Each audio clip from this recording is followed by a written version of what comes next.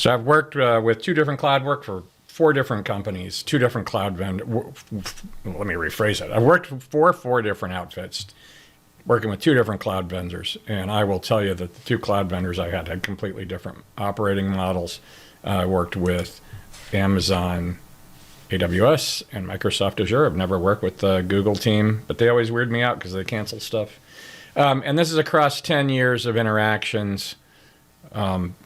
5 years in Azure, two different times, 5 years in AWS, two different times, four different teams, different generations of both of those sets of services.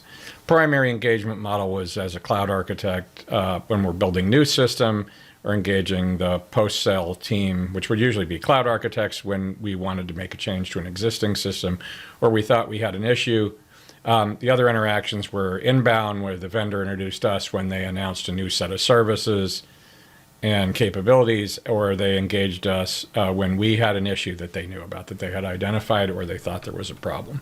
So I will tell you, first of all, with Microsoft, every team interaction was complicated.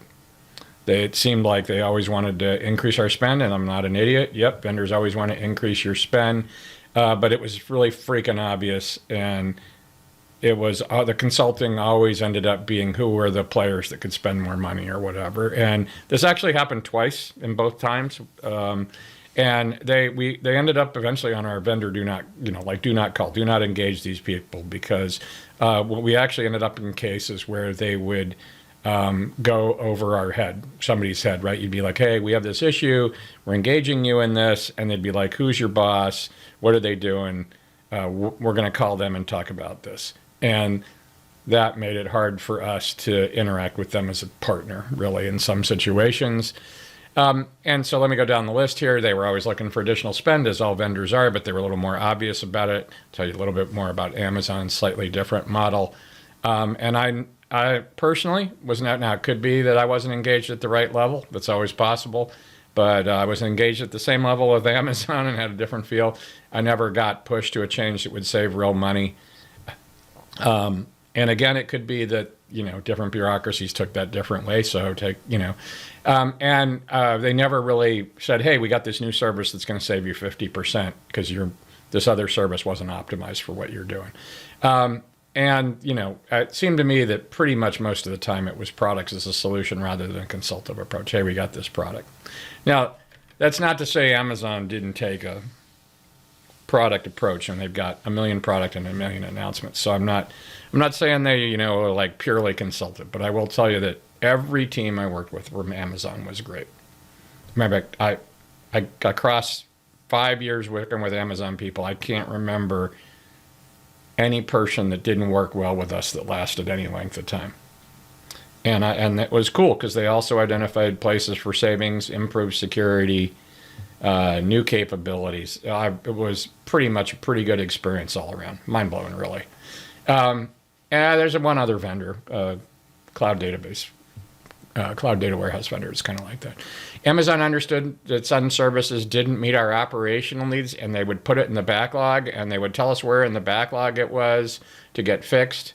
And sometimes it wouldn't get fixed years, and they'd be like, you know what, that stuff's just not going to get fixed. They stayed within the scope of the questions, and they worked with the people that were asking. I've never had a situation where they went above me or around other people I knew to try and get to a VP or somebody higher up to overrule a decision. I'm sure they do that somewhere. We had some really balanced security reviews from them that called out some problems that turned out to be real problems.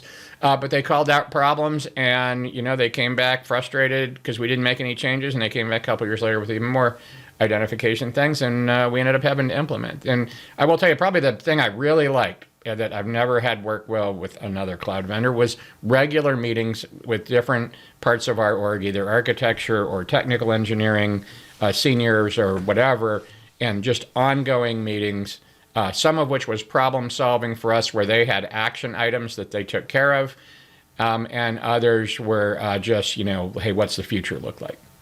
And they called out, this is the thing that blew my mind, there were more than one occasion where they called out some new service would actually save us money. There were cases where we knocked off 20-30% because a new operating service came out, and if we migrated to that, we saved a bunch of money. And, their attitude generally when I worked with them was, hey, if we treat the customer right. I'm sure, I don't know what they said internally, but it came across as if we treat you guys right, you have a whole bunch of other workloads you're going to work with us. So that's pretty much where I'm at. My general feel is if you're one of these guys, don't let your friends act like a 90s database vendor. And I'm sure if you're watching this and you've used either of these vendors, you might have a different impression. And internally to those guys, it may be a different impression, but this is just me. Disclaimer, disclaimer. You know, that's the way it goes. Have a great day.